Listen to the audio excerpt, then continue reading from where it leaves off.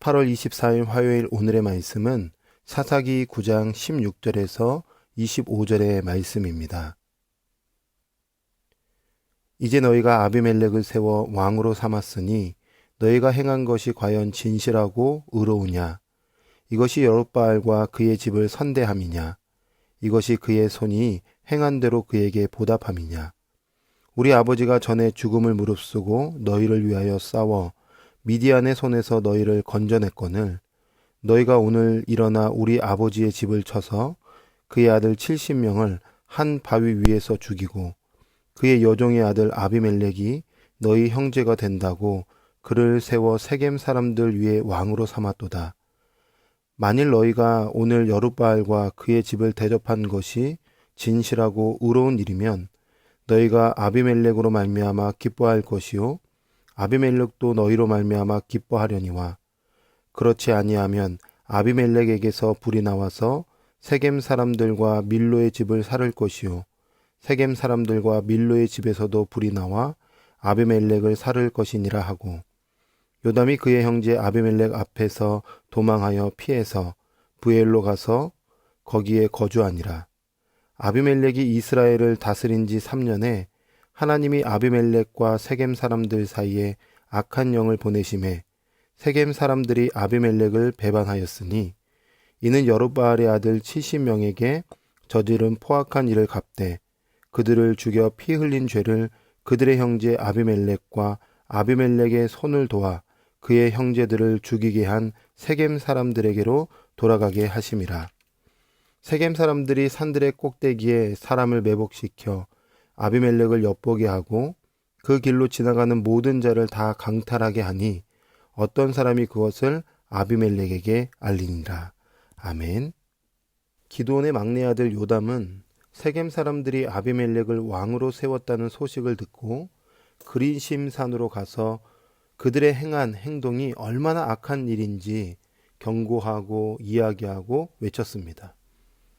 한마디로 이야기하면 세겜 사람들의 악한 행동을 꼬집었던 것이죠. 그런데 우리가 성경을 읽다 보면 이 반복적으로 표현되는 이 표현이 굉장히 중요하다라고 이야기합니다. 요담이 반복적으로 했던 이야기가 있는데 16절의 말씀에 보면 이렇게 말씀합니다. 이제 너희가 아비멜렉을 세워 왕으로 삼았으니 너희가 행한 것이 과연 진실하고 의로우냐. 19절에 이렇게 말씀하죠. 만일 너희가 오늘 여룻바알과 그의 집을 대접한 것이 진실하고 의로우면. 여러분 무엇이 반복되죠? 그들의 행동에 대해서 이야기하는데 진실한가, 의로운가 반복해서 묻고 이야기하고 있습니다. 우리가 그리스도인으로 살아가면서 우리의 행동이 어떠한지를 잘 점검해 볼 필요가 있죠. 오래전 고 오카누 목사님이 하셨던 말씀이 생각납니다. 한 번은 외국 목사님이 한국교회에 와서 한국교회를 기도하고 또 말씀을 선포하면서 한국교회의 지도자들, 한국교회의 그리스도인들의 문제점을 이야기하셨다고 합니다. 한국교회의 문제가 뭐냐? 한국교회 사람들은, 지도자들은, 그리스도인들은 돈을 너무 사랑합니다. 권세욕이 너무 많습니다. 이것이 교회의 지도자들과 그리스도인의 문제입니다. 라고 지적했다고 합니다. 그런데 그 말씀을 들었던 고 오카노 목사님이 굉장히 까랑까랑한 목소리로 더 정확하게 모르는 것 같다고, 진짜 한국교회의 문제가 무엇인 줄 아냐? 하면서 성도들에게 말씀하는 거예요. 그것은 바로 한국교회의 지도자들과 그리스도인들이 거짓말을 잘해요. 거짓말을. 이렇게 이야기했던 말씀이 기억이 납니다. 정직한가? 정말 말로만 주님을 사랑하고 말로만 그리스도인이라고 이야기하고 있지는 않은가? 나의 말, 나의 행동이 진실한가? 정직한가? 의로운가? 주님이 오늘 말씀을 통해서 저에게 또 우리 귀한 성도님들에게 말씀하신다고 생각합니다. 저도 말씀 앞에서 오늘 점검하게 되었습니다. 나는 과연 진실한 그리스도인인가? 나는 의로우신 예수 그리스도의 옷을 입고 정직한 삶을 살아내고 있는가? 우리 성도님들은 어떠신가요? 우리 안에 거짓과 타협하고 불의와 타협했던 모습들이 있다면 오늘 진실한 마음으로 회개하고 또 정직한, 진실한, 의로운 하나님의 백성이 되기를 소망하며 기도하고 하나님의 손길을 경험하는 귀한 하루가 되기를 원합니다. 이어서 22절에서 25절의 말씀에 보면 하나님의 심판이 임하기 시작하는 말씀이 언급되죠. 이런 말이 있습니다. 어제의 동지가 오늘의 적이 된다. 세겜 사람들과 아비멜렉이 손잡아서 70명의 형제를 죽였는데 오늘 말씀에 보니까 세겜 사람들이 아비멜렉을 배반하기 시작합니다. 그런데 그냥 배반이 아닙니다. 22절의 말씀에 보니까 이렇게 표현됩니다.